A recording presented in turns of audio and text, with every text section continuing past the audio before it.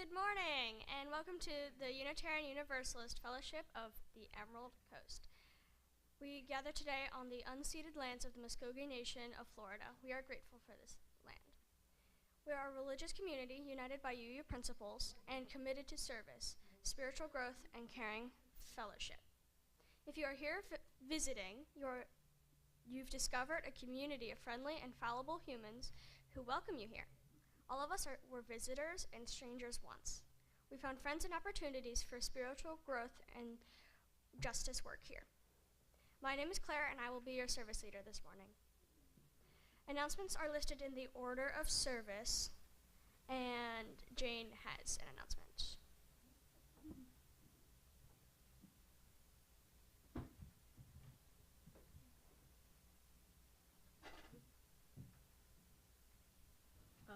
So I actually have two. I want to call your attention to the announcements in the back.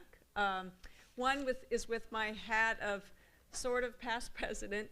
As some of you know, what's written here is we did identify candidates for all the open positions on the board. I need to triple check with everyone before I announce it.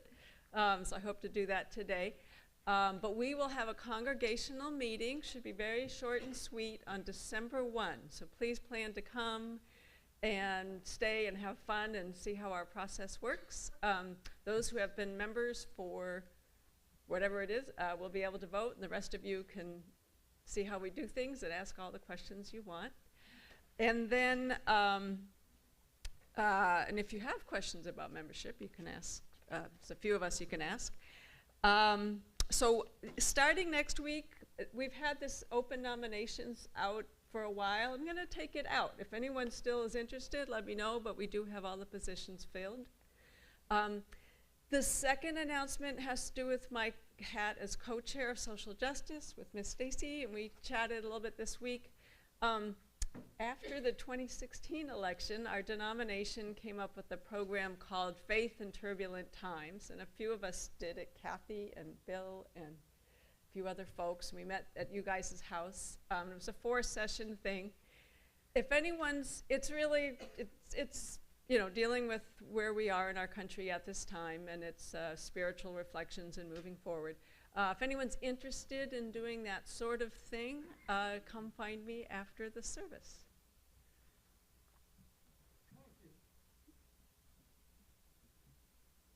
Okay, so this is an announcement from Bill.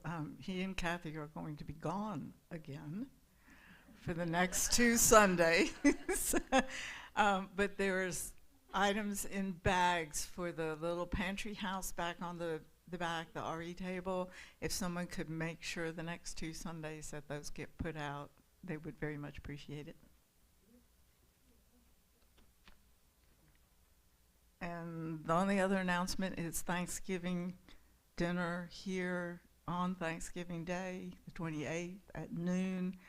There's a sign-up sheet, and Alyssa made a new sign-up sheet for me yesterday, so you can see it has a turkey on it, so it pops out on the back bulletin board. And if you're going to be here, you can sign up and put down what you're going to bring or what you think you might bring or whatever. Okay?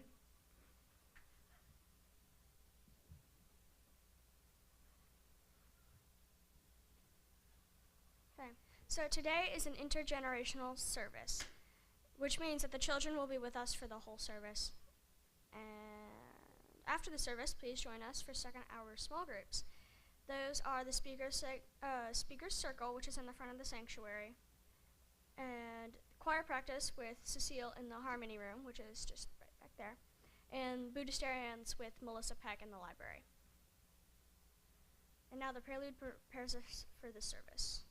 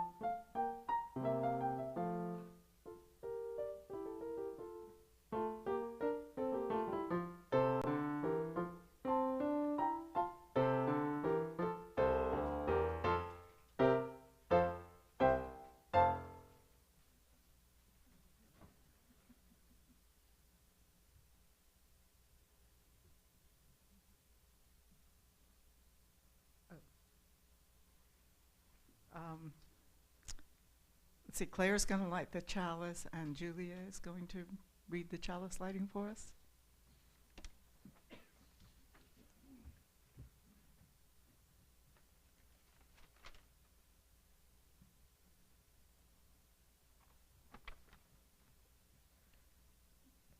She had blue skin, and so did he. He kept it hid, and so did she. They searched for blue their whole life through, then passed right by and never knew. Thanks.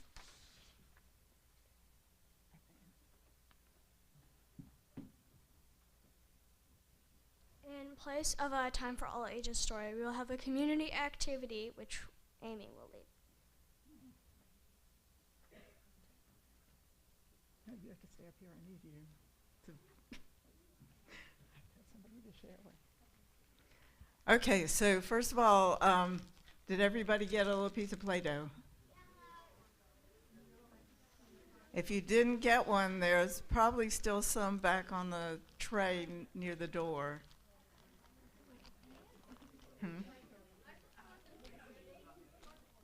Okay, so don't get too excited. This is not kindergarten. So we do not eat the Play-Doh.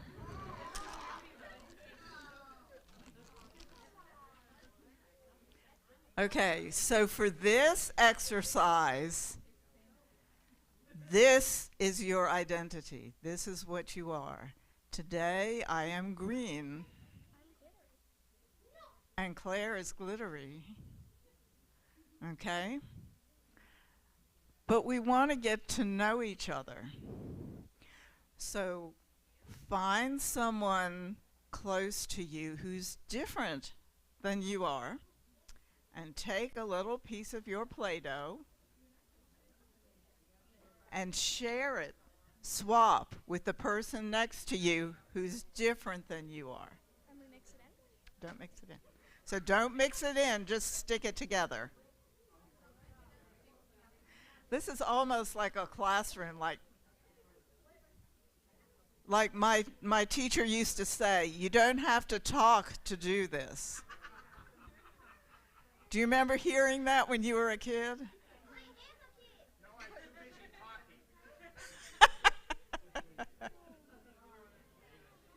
So, Charles,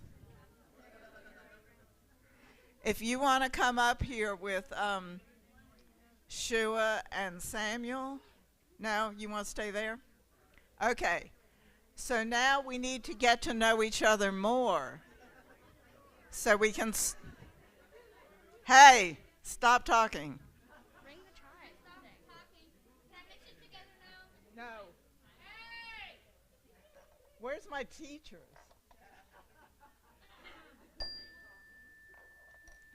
So now you want to get to know somebody else. So take another piece of your original identity and swap with somebody else.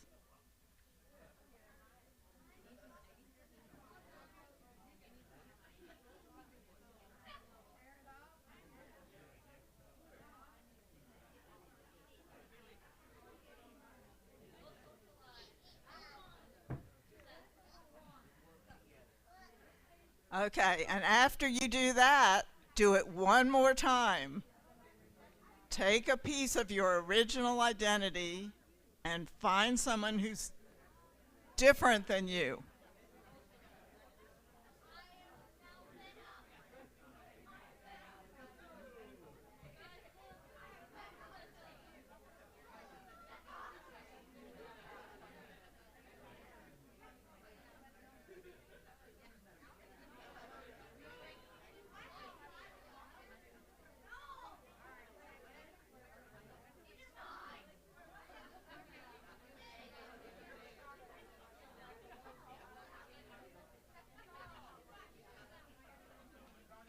Okay, so let me have your attention. Has everybody got your original identity plus a few other friends? Okay. So, you see that little chalice up there? That little chalice. So, it's this big. I knew you wouldn't be able to see it, so he's got it up there on the screen. This is, see how pretty it is with the different colors? This is what I made one time, the last time we did this. So you notice when it was just you in your own identity, it was pretty because you picked it out and you liked it. But when you add other people in and we all learn, you know, to be together and do things, then we come out with these beautiful things. And are my two guys working on their project? Shua and Samuel, are you working on your? Okay. Is it all done? Is it all done?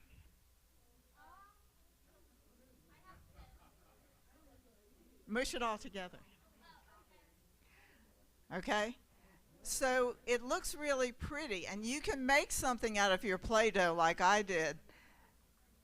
But don't mush it all together. Keep the colors because we are individuals, right?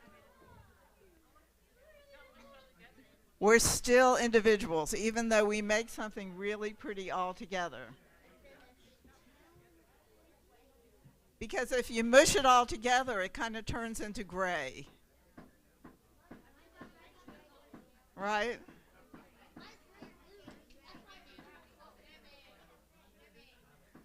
I didn't realize this was going to be so much like kindergarten.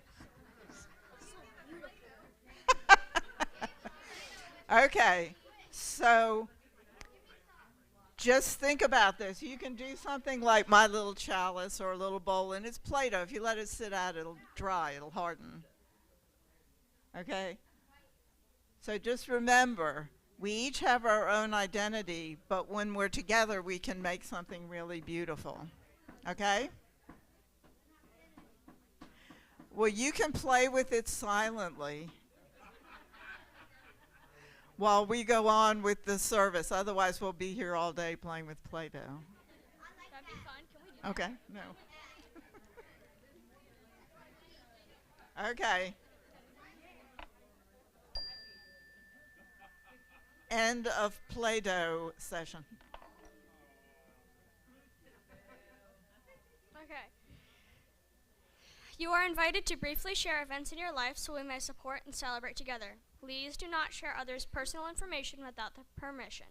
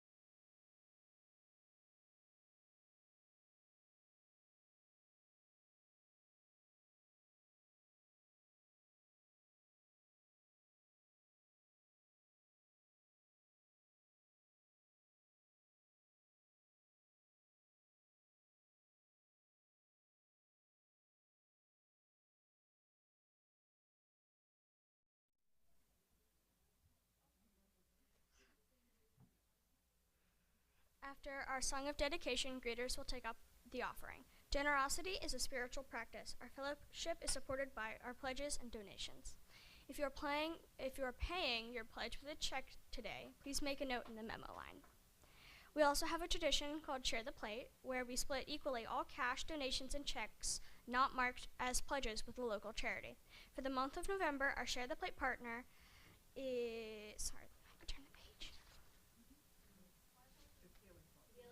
It's Healing Paws. Thank you.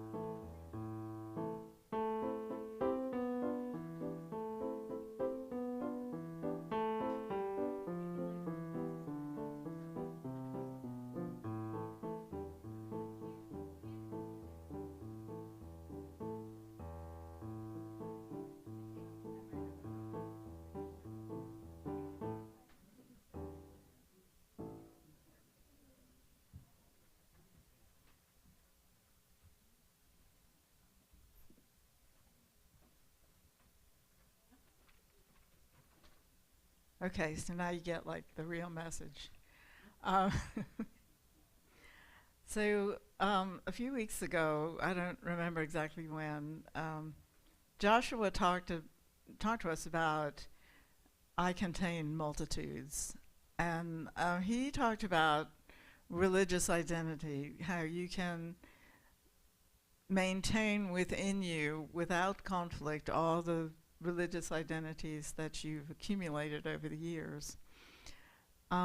Today, and that sort of inspired me, and I said, well, there's other identities, that we keep within ourselves. So this is I Contain Multitudes Part 2. So today I'm some bright green and some dark green and some light blue and some purple and a little bit of bright pink, my identity for the day. So we have those religious identities. Sometimes we do identify as Unitarian Universalists. If somebody, although it's so long, I wish it were shorter. But, some of us still go back to the faith we were raised in, and some of us still identify as a Christian. Now, this is how you identify yourself, not what somebody else might call you. Okay? So sometimes I say I'm Jewish. It depends on what we're talking about. Sometimes I very rarely say that I identify as UU. I say I attend the UU fellowship. If I call myself a sage or a priestess or a witch, that's sometimes closer to how I'm identifying on that day. Then there's gender identities, which we talk about a lot. Male, female, bisexual, there's a lot of words. Queer, gay, trans, genderqueer, asexual, and I actually learned a new one from a UUSC newsletter that I got the other day, which I really love. Gender expansive. And I had not ever heard that one before, and I thought, wow, it sounds so good thing to be. And some people, you know within you how you identify, or maybe you're still trying to figure that out, and that's fine. You also have contained within you some of the multitudes or family identities. I am daughter, sister, mother, Mamie, that's grandma, aunt, and great aunt. But once my mother died, do I still identify as daughter? Once both of my parents are gone, I have to think a lot about that identity. You could be a step-parent or a step-child. Sometimes some of my nieces and nephews and of that generation, I just call nibblings because I'm not sure what they identify as, but that's fine, because nibbling seems to suit them. You could identify as a coworker, friend, acquaintance, and you're carrying these multitudes of all these different things within you, and you can do it. It's we all do it all the time. There's generational identities. Are you a boomer? Millennial, I don't even know what that is. Gen X, Gen Z, Gen Alpha. So I'm supposed to be like a boomer because of the year I was born. But you don't always, in your own identity, you don't always identify with those just because somebody somewhere wrote a book and said, this is what this is that you identify. So I actually identify more with Gen Y and Gen Z, to tell you the truth. Although people will look at me and say, you're too old, right? I have no idea. They're the people, who's Gen Z in here? This one. Okay, so no, you're not. Geraldine is. So look at the age of the people, and who's Gen Y? You're Gen Y, aren't you? Gen Y? Okay. So you can tell so I would say within the ages of like 30 to 40, in that age. So then we also, because racial identity comes up often, and on every form you have to check, are you white or African American or Hispanic, Latino or Hispanic, not Latino, or are you mixed? People will often ask, like, what are you? And I say, I'm like, heaven only knows. I did the little DNA thing, and then there's political things which nobody understands anyway. Do you identify as liberal or progressive? This is not what other people call you now. Remember, this is how you identify. Liberal, progressive, communist, socialist, neoconservative. Who said that? No, that's fine. I'm with you, kid. Okay. Or do you resist all classification and just say, I am just my own thing? That's how I identify. No, you're not. I am. Do you know, okay, did you see what he just did? That's called a Kazakhstan. My grandfather used to do that. He did it his whole life. Even he was like old. He could do that. Do you identify so closely with your occupation that it becomes your most important identity? Are you a teacher? Or a doctor? Or, God forbid, a lawyer? Scientist? Artist? Athlete? So is this your identity? Is this the thing that comes up first when you think of what you are? I read something on that Jill Biden had said, And she said, I am first and foremost and forever a teacher. And I know a lot of people who that really is their identity as a teacher. So now we're going to do another little exercise. And this one, you don't talk to each other because this is about you inside, how you identify. We did this in the RE classroom, and each of you should have gotten a little t-shirt. Did everybody get a little t-shirt?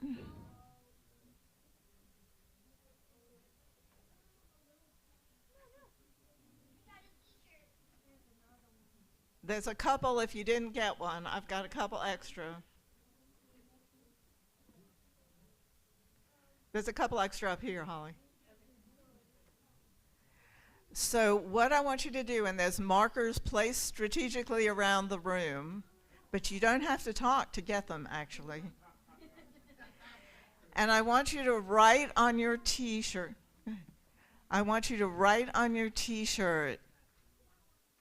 your identities. If you have a lot of them, you can write really small. If you feel very identified, like Jill Biden does with being a teacher, you can put one word, and that's how you identify. But you don't have to talk to do this. Remember, this is how you identify. Okay? And while you're doing this, some of my friends, I do have friends here, are going to tell you about an identity that you might never have heard of. You guys ready? Naomi, you ready? Get your gang. Your gang, whatever you call them.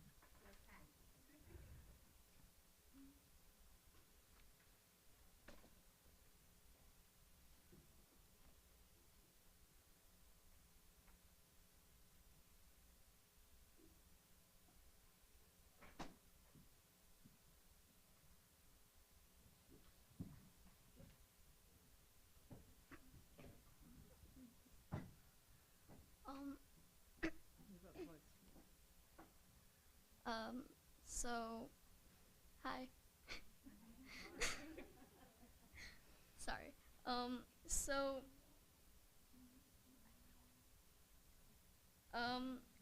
We do this, sorry. We do this type of, thing called Ethereum. And you guys are asking, what is Ethereum?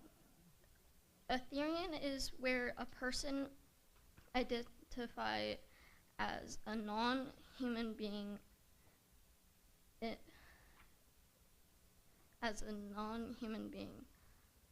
they could and think that they are like an animal, which might be a wolf, a bear, cat, or maybe even a worm.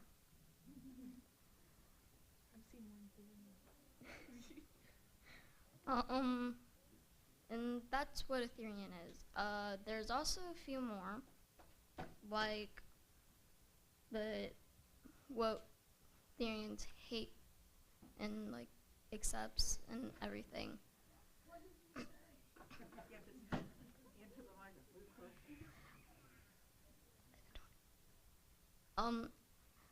So the next thing I'm going to be talking about is what Ethereans hate and what Ethereans accept.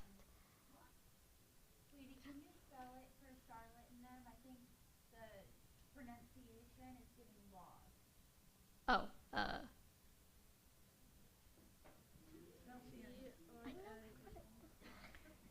Therian. It's Therian. See how close you have to get to the mic?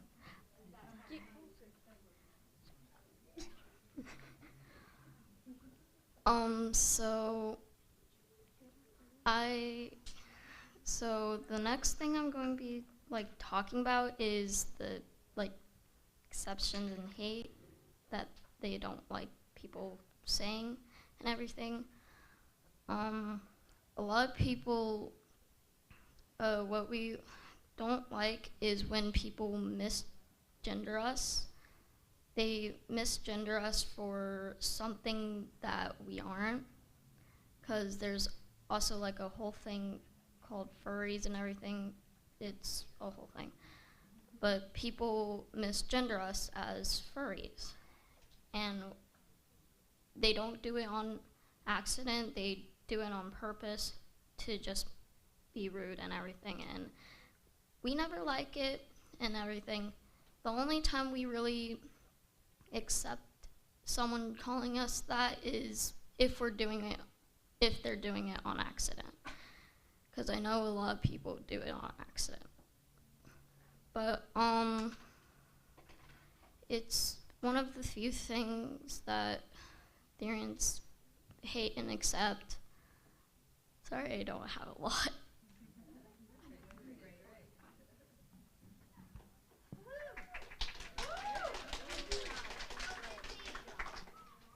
Okay. Can I add something else to that? Okay, so another thing Therians like hate is not just being misidentified as a furry, but also like the thousands and thousands of stupid death threats, like it's hunting season, or if you think you're an animal or act like an animal, we'll treat you like one. Crap like that. It's common and it's really dumb. And also like tail pulling. Kids will run up and they'll just yank Therian's tail, so just please don't do that. The next thing is what Therians commonly experience, which one is shift or shifting, which is a term used when Therianthropes experiences that cause them to feel more like their stereotype. And not all Therians experience shifts. So if you don't experience shifts, that doesn't mean you're not a Therian. I'm gonna cover like 3 shifts, the most common shifts. The first one is a mental shift, where a Therian feels more of the mindset of an animal. Like the way you perceive the world is slightly altered. It doesn't do much at all. The next one is a phantom shift, where it is similar to the concept of phantom limbs, like whereas you'll feel ears or a tail or paws or claws or fangs that aren't actually there. It's just like a phantom version of them. And then dream shifts, where one becomes their stereotype in their dream. And another thing is how Therians may choose to express themselves through a sport, an exercise called quadrobics, which is a full body workout that involves moving on all fours, such as crawling, jumping, balancing, and cantering. And this can improve cardiovascular fitness, muscle strength, and flexibility. But you could also like injure yourself or break a bone. That's happened before. Not to me. I've never broken a bone.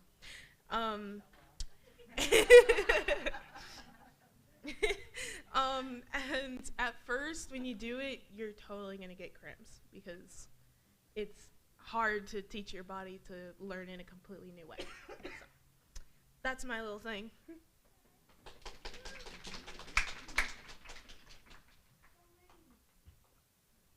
How to know if you're a Therian? You may be a Therian if you notice yourself shifting or getting the urge to behave as like a non-human animal, or if you remember your past life as a specific animal, like dogs and stuff.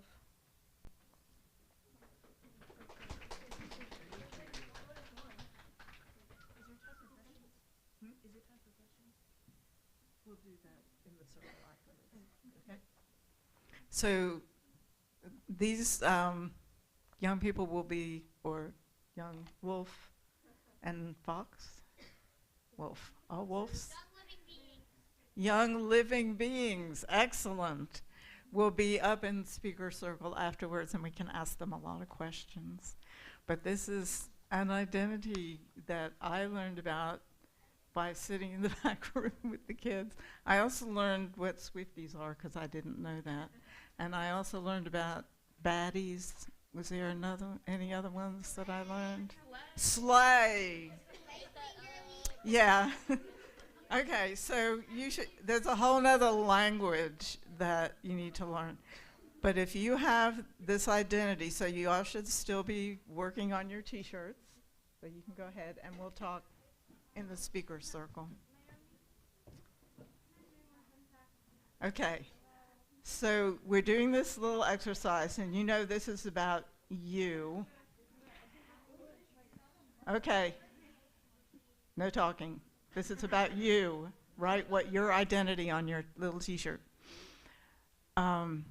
So we have a meditation that while you work on your little t-shirts, we have a bunch of readers who are going to read. This is a poem by Carl Sandburg that I have dearly loved for years. So we're doing it as a meditation. So if all my readers could come up to the front. Naomi, Julian, Lorelei, Holly, Stephanie, Amanda, and Geraldine. And if you forgot your part, I have it right here. And while you work quietly, while you work quietly on your t-shirts, they're going to read you this poem. Okay. Naomi's first. There is a wolf in me, fangs pointed for tearing gashes, a red tongue for raw meat, and the hot lapping of blood. I keep this wolf because the wilderness gave it to me, and the wilderness will not let it go.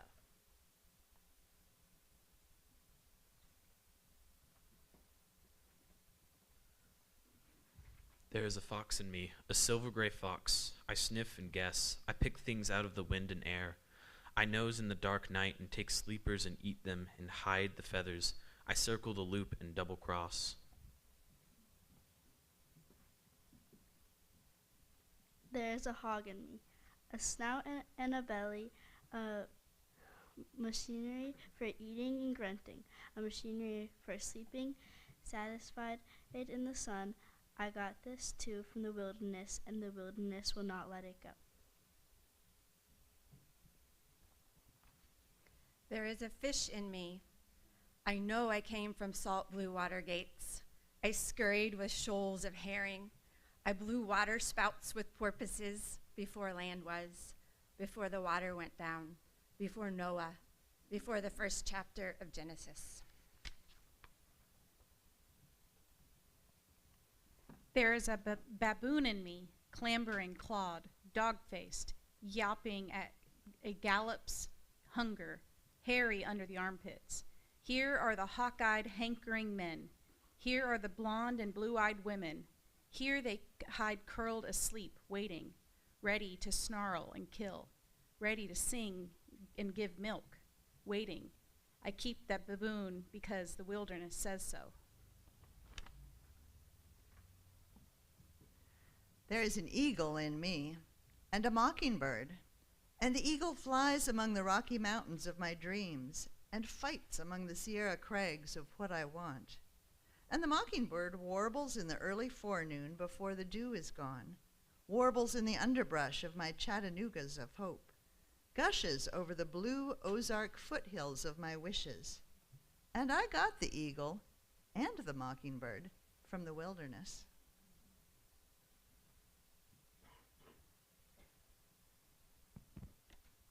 Oh, I got a zoo. I got a menagerie inside my ribs, under my bony head, under my red valve heart. And I got something else. It is a man-child heart, a woman-child heart. It is a father and mother and lover. It came from God knows where. It is God knows where. For I am the keeper of the zoo. I say yes and no. I sing, I kill, I work. I am a pal of the world. I came from the wilderness.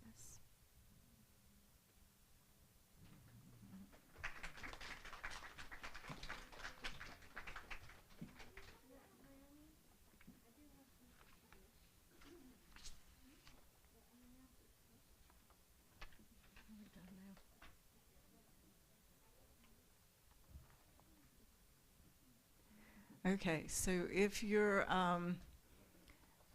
we're going to finish up the service now, but if you would like to, there's two, once we're done after the postlude, I feel like I'm a classroom teacher.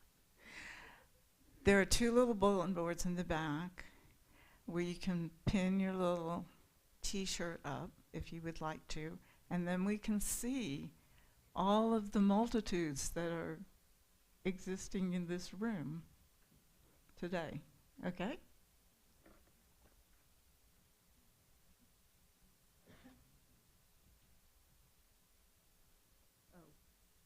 Are we extinguished?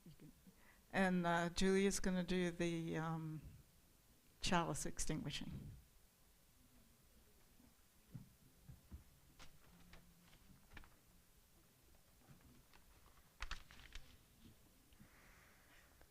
Underneath my outside face, there's a face that none can see.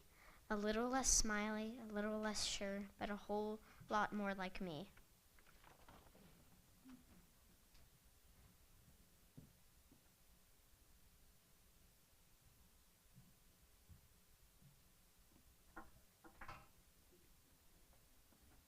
Please stay seated for the postlude.